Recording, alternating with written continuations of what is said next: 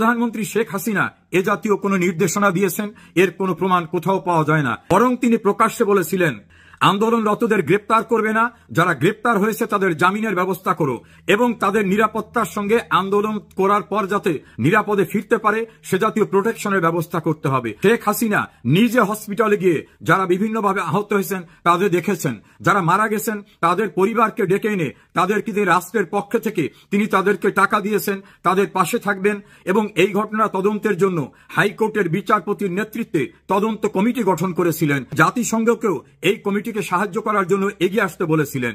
যেখানে তিনি সংবেদনশীলতা দেখালেন, যেখানে তিনি গ্রেপ্তার থেকে নিবৃত্ত করলেন, সেখানে তিনি যারা মারা গেছেন তাদের পরিবারকে ডেকে এনে ক্ষতিপূরণ দিলেন, সান্ত্বনা দিলেন, যারা আহত তাদের হসপিটালে দেখতে গেলেন। তিনি মারাত্মক অস্ত্র ব্যবহার করে নিরীহ মানুষের উপর গুলি বর্ষণ করতে কোনো পদক্ষেপ নেবেন, এটা অবিশ্বাস্য। বিবিসি ওয়ার্ল্ড সার্ভিসের একটি সংবাদে প্রধানমন্ত্রী শেখ হাসিনার কণ্ঠস্বর সদৃশ্য কয়েক সেকেন্ডের কিছু কথা শোনা গেছে। সেখানে নাকি তিনি বলেছেন মারাত্মক অস্ত্র ব্যবহার করতে। ইতিমধ্যে আমি অনুসন্ধানী দুজন সাংবাদিক এবং একজন ফৌজদারি আইন বিশেষজ্ঞের সঙ্গে কথা বলেছি যে ওই সময় প্রধানমন্ত্রী শেখ হাসিনা ল এনফোর্সিং এজেন্সিকে হুকুম দিয়েছিলেন মারাত্মক অস্ত্র ব্যবহার করো এবং সম্ভবত বিবিসি এই বিষয়টায় তারা স্যাটিসফাইড হয়েছে, তারা নিশ্চিত হয়েছে যে এটা শেখ হাসিনার কণ্ঠস্বর। এখন আলোচনা এসেছে যে এই বিবিসি রিপোর্টটা নির্মোহ কিনা, এটা সাংবাদিকতার নীতিমালা অনুসরণ করা হয়েছে কিনা, এটা সম্পূর্ণ নাকি অসম্পূর্ণ একটি রিপোর্ট। শেখ হাসিনার যে কণ্ঠস্বরটা ব্যবহার করা হয়েছে বিবিসি বলেছেন যে এটা তারা তাদের ল্যাবরেটরিতে টেস্ট করে পেয়েছেন, যে কোনো পরিবর্তন করা হয় নাই, এটা শেখ হাসিনারই কণ্ঠস্বর। অন্যদিকে বাংলাদেশের মানবতা বিরোধী অপরাধের যে ট্রাইব্যুনালের যিনি চিফ প্রসিকিউটর তাজুল ইসলাম তিনি বলছেন এটা বিবিসির না, এটা আমাদের পরীক্ষায় প্রমাণিত হয়েছে, এটা শেখ হাসিনার কণ্ঠস্বর। এখন মানুষের ভিতর বিভ্রান্তি যে এটা কি বিবিসি বের করেছে না এটা কি ট্রাইব্যুনাল বের করেছে, এটা কার পরীক্ষা উত্তীর্ণ হয়েছে, আর বিবিসি কোন ল্যাবে পরীক্ষা করেছেন, সেই ল্যাবরেটরি কি অথরাইজড কোন ল্যাবরেটরি, বা ট্রাইব্যুনাল যাদের মাধ্যমে এটা পরীক্ষা করেছে সেটার কি সার্বজনীন গ্রহণযোগ্যতা আছে, এটা নিয়ে বিতর্ক সৃষ্টি হয়েছে। কারণ বাংলাদেশের পুলিশ প্রশাসনে এখন যারা আছে তারা অধিকাংশই দীর্ঘদিন আগে রিটায়ারমেন্টে চলে যাওয়া ব্যক্তি, তাদেরকে বাড়ির থেকে ধরে এনে তাদেরকে চুক্তিভিত্তিক চাকরি দিয়ে তাদের গায়ে নতুন করে পুলিশের ড্রেস বসিয়ে তাদেরকে এই কর্মকাণ্ডের ভিতরে রাখা হয়েছে। ফলে সেই দায়িত্ব যারা বাড়ির থেকে আসা ব্যক্তি অর্থাৎ যারা ইন সার্ভিস ছিল তাদের অধিকাংশের বিরুদ্ধে মামলা, বেশ কিছু জেলে 2 আইজিপি এবং সাবেক 2 মেট্রোপলিটন পুলিশ কমিশনার সহ অনেকেই জেলে, অনেকে পলাতক অবস্থায় আছে। বিবিসি রিপোর্টের প্রসঙ্গে আসি। বিবিসি যে রিপোর্টটা করেছে বাংলাদেশে ওই সময় যে সহিংসতা হয়েছিল, পুলিশকে মেরে টাঙিয়ে রাখা, 400-র উপরে থানা আক্রমণ করা, গর্ভবতী পুলিশ কনস্টেবল আর্তনাদ করে তার পেটে বাচ্চা তাকে বাঁচিয়ে রাখা হোক, এই নির্মম আর্তনাদের পরেও তাকে হত্যা করা হয়েছিল, সে বিষয়গুলো কিন্তু এখানে আসেনি। যারা প্রকাশ্যে বললেন যে মেটিকুলাস ডিজাইন করে আমরা এই ঘটনা ঘটিয়েছি, যারা আন্দোলনে নেতৃত্ব দিয়েছিলেন তারা বলছেন যে আমরাই মেট্রো রেলে আগুন দিয়েছি, পদ্মা সেতুতে আগুন দিয়েছি, আমরাই পুলিশকে হত্যা করেছি, আমরা যদি বিটিভি ভবনে আগুন না দিতাম তাহলে কিভাবে আন্দোলন হতো। নেতারা বলছেন যে 15 বছর যাবত আমরা এই পরিকল্পনায় ছিলাম কি কি করব। তাদের নেতারা বলতেছেন যে এভাবে যদি গভর্নমেন্টকে ফেলে দিতে না পারতেন তাহলে তারা অস্ত্র তুলে নিতেন, তাহলে সশস্ত্র যুদ্ধের পরিকল্পনা যাদের ছিল প্রকাশ্যে বললেন যে আমরা পুলিশকে হত্যা না করলে এই আন্দোলন সফল হতো না। তাহলে তারা কি শেখ হাসিনার পরামর্শে করেছেন? শেখ হাসিনা কি তাদেরকে নির্দেশ দিয়েছিলেন? এই হাস্যকর কাহিনী নিয়েও কিন্তু অনেক আলাপ আলোচনা হচ্ছে। শেখ হাসিনার এত বড় একটা অডিও ক্লিপকে নিয়ে যদি বড় একটা প্রতিবেদন করতে হয় তাহলে আওয়ামী লীগের কারু কাছ থেকে বা শেখ হাসিনার মতামতটা জানতে চাওয়া কি সাংবাদিকতার নীতিমালার অংশ ছিল না? শেখ হাসিনাকে তো ফোনেই পাওয়া যায়, অথবা দলের সাধারণ সম্পাদক জনাব ওবায়দুল কাদের, তার অন্যান্য নেতৃবৃন্দ আছেন, পার্টির মুখপাত্র শেখ হাসিনা এবং শেখ হাসিনার সেক্রেটারি ওবায়দুল কাদের। রিপোর্টের ভিতর বলা হয়েছে মুখপাত্রের কাছ থেকে শুনেছি, নাম তারা উল্লেখ করলেন না। এর চেয়েও ইন্টারেস্টিং হলো যে কয়েক সেকেন্ডের রিপোর্ট এখানে তুলে ধরা হলো, তার পিছনের অংশ পরের অংশ কিছুই তুলে ধরা হলো না। বাংলাদেশে একটি চাঞ্চল্যকর মামলা হয়েছিল, সেই মামলাটি যিনি করেছিলেন তিনি করেছিলেন অসীম ক্ষমতাবান একজন মানুষের বিরুদ্ধে। রাতে সাংবাদিকরা তার কাছে গেলেন, যে বললেন যে এত বড় মামলা করতে পেরেছেন, আপনি একটা দুঃসাহসী মানুষ, আপনার এই গর্ব এই সাহস কিভাবে আসলো? অনেকক্ষণ ইন্টারভিউ নিলেন। ইন্টারভিউ নেওয়ার পরে তাকে বললেন আপনার বিরুদ্ধে তো একটা এলিগেশন আছে। উনি বললেন কি এলিগেশন? যে আপনার বিরুদ্ধে তো একটা ধর্ষণের মামলা হয়েছিল। উনি জবাবে বললেন হ্যাঁ, আমার বিরুদ্ধে একটা ধর্ষণের মামলা হয়েছিল, এটা সত্য। তবে সেই মামলায় তদন্ত করে মিথ্যা প্রমাণিত হয় বাদীকে জেল হাজতে পাঠানো হয়েছিল। রাতে যখন রিপোর্ট করা হলো গণমাধ্যমে, তখন শুধু অতটুকু আসলো যে হ্যাঁ, আমার বিরুদ্ধে একটা ধর্ষণের মামলা হয়েছিল, ইহা সত্য। পরের পার্টটাকে বাদ দেওয়া হলো, এভাবে মেলাইন করা হলো তাকে। এই ক্ষেত্রেও শেখ হাসিনার বক্তব্যটা যদি পরিপূর্ণভাবে আসতো, তাহলে বোঝা যেত উনি কি কনভারসেশন করেছেন, উনি কি বলেছেন বা উনি কি বলেন নাই। আর রুলস অফ বিজনেস অনুযায়ী, বাংলাদেশের বিদ্যমান আইন অনুযায়ী, পুলিশ রেগুলেশনস অ্যাক্ট, পিআরবি এবং ফৌজদারি কার্যবিধিতে যে বিধান আছে, দায়িত্বরত পুলিশকে শেখ হাসিনার আদেশ এবং নির্দেশের অপেক্ষা করতে হয় না। আর স্বরাষ্ট্র মন্ত্রণালয়ের মন্ত্রী শেখ হাসিনা না, সেখানে একজন স্বরাষ্ট্রমন্ত্রী আছেন, তার অধীনে একজন আইজিপি আছেন, এডিশনাল আইজিপি আছেন, metropolitan police commissioner, additional police commissioner, তাদের অধীনে এডিসি, তাদের অধীনে ডিসি, ডিসির অধীনে ইন্সপেক্টর, এবং দায়িত্বে যারা থাকেন তাদের কিন্তু গুলি করার এখতিয়ার ট্রেনিং দের সময় দেওয়া হয়েছে। দণ্ডবিধির 96 থেকে 99 ধারায় বলা হয়েছে, যদি এমন কোন পরিস্থিতি আসে যে পরিস্থিতিতে জীবন এবং সম্পত্তি রক্ষার জন্য তাকে বিকল্প কোনো ব্যবস্থা না থাকায় তাকে কঠিন কোনো পদক্ষেপ নিতে হয়, সেটা যদি নেন তাহলে সেটা অপরাধ হবে না। আমাদের আইনের ভাষায় বলা হয় সেলফ ডিফেন্স, আত্মরক্ষার অধিকার। তাহলে সেই সময় যেভাবে নির্মমভাবে পুলিশকে মারা হচ্ছিল, দায়িত্বরত সরকারি কর্মকর্তাদের মারা হচ্ছিল, বাংলাদেশের হাজার হাজার কোটি টাকার স্থাপনাকে পুড়িয়ে দেওয়া হচ্ছিল এবং পুলিশকে মেরে টাঙিয়ে রাখতেছিল, এই নির্মম ঘটনায় যারা মারমুখী সহিংস যে জঙ্গি স্টাইলের কর্মকাণ্ড করে, তাদেরকে প্রতিরোধ করতে পুলিশ যদি গুলি করে থাকে, করেছে কিনা আমি জানি না, যদি করে থাকে, জীবন এবং সম্পদ রক্ষার যে আত্মরক্ষার অধিকার এবং রাষ্ট্রের সম্পদ রক্ষা, রাষ্ট্রের নাগরিকের জীবন রক্ষার এই সাংবিধানিক দায়িত্ব অর্পিত ছিল ল এনফোর্সিং এজেন্সির মেম্বার যারা সেখানে ডিপ্লয়েড ছিলেন তাদের।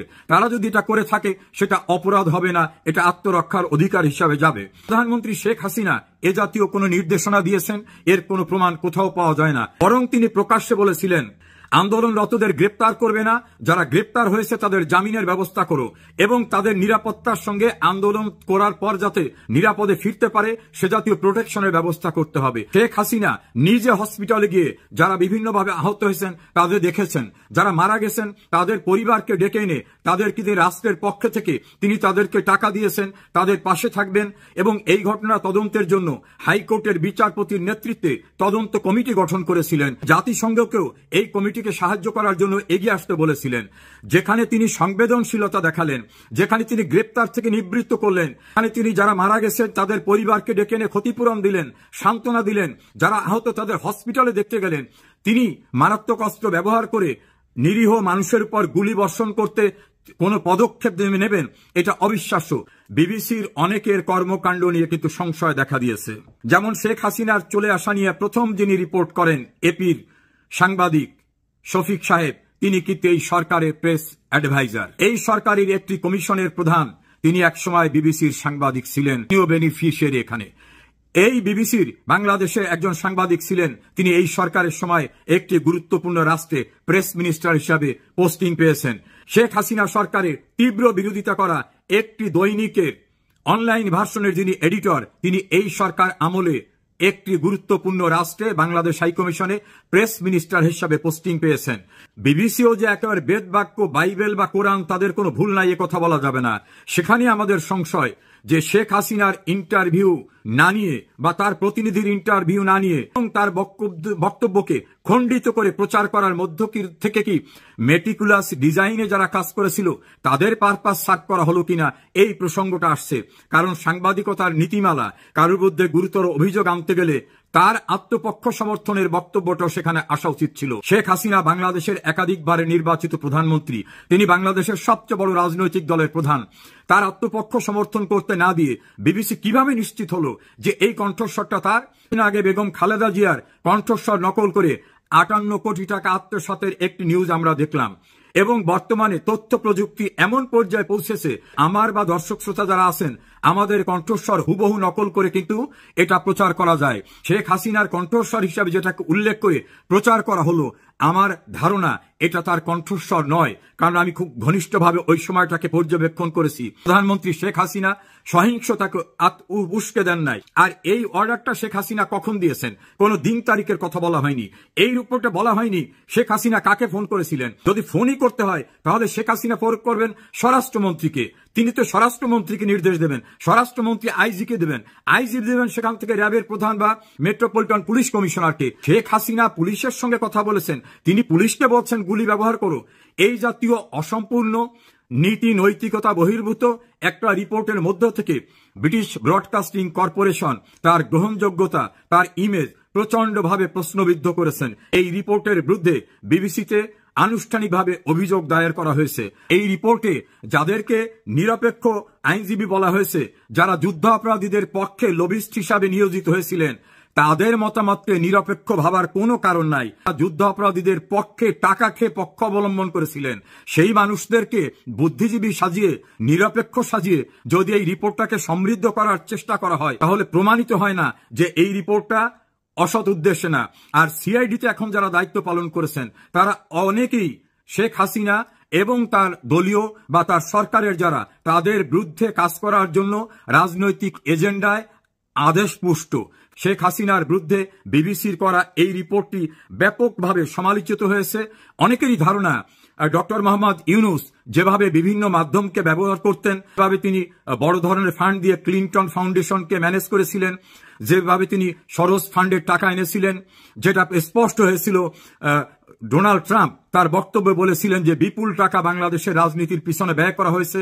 এক রিপোর্ট এসেছে এবং ক্লিনটন ফাউন্ডেশনে গিয়ে ডক্টর ইউনূস প্রকাশ্যে বলেছেন হঠাৎ করে কিছু ঘটে নাই, মেটিকুলাস ডিজাইন অর্থাৎ দীর্ঘদিনের সুপরিকল্পিত প্রচেষ্টার মাধ্যমে এটা হয়েছে। যারা এই আন্দোলনে সম্পৃক্ত ছিলেন তারাও নিজেরা বলেছেন যে আমরা মানুষ খুন করেছি, আমরা খুন না করলে আন্দোলন বেগবান হতো না। তারা ইন্টারভিউ দিয়ে বলছেন পদ্মা সেতু, মেট্রো রেল, টেলিভিশনে আমরাই আগুন দিয়েছি, আমরাই হামলা করেছি, আমরা এটা না করলে আন্দোলন পরিপূর্ণ হতো না। তাদের নেতা আসিফ মাহমুদ সজীব ভুঁইয়া এবং নাহিদ দুজনেই বলেছেন যে আন্দোলনে যদি সফল না হতাম তাহলে আমরা অস্ত্র তুলে নিতাম। সশস্ত্র যুদ্ধ করার প্রস্তুতি যারা ছিল, যারা বেআইনিভাবে অস্ত্র সংগ্রহ করেছিলেন, শুধু তুলে ধরতে পারেননি, তাদের জঙ্গি কর্মকাণ্ডের বিষয়টাকে, ভয়ঙ্কর অবস্থাকে তুলে না ধরে, সেটার অনুসন্ধানী রিপোর্ট না করে, ডক্টর ইউনূসের মেটিকুলাস ডিজাইনের মধ্য দিয়ে শেখ হাসিনাকে ক্ষমতাচ্যুত করার বিষয়ে কোনো প্রতিবেদন না করে বিবিসি অন সাইডেড একটি রিপোর্ট করে দিয়ে আমার মনে হয় আমাদের কাছে গ্রহণযোগ্যতা, বিবিসির যে ইমেজ সেটাকে প্রশ্নবিদ্ধ করেছেন। আমরা আশা করব বিবিসি কর্তৃপক্ষ এই বিষয়টিকে পরীক্ষা করে দেখবেন একপাক্ষিক এমন একটি রিপোর্টের নেপথ্যে কারো সাজানো পরিকল্পনা রয়েছে কিনা। আমরা বিবিসির এই রিপোর্টকে সাংবাদিকতার নীতিমালা পরিপন্থী এবং অন্যকে হেয় প্রতিপন্ন করার অনসাইডেড রিপোর্ট হিসাবে বিবেচনা করছি।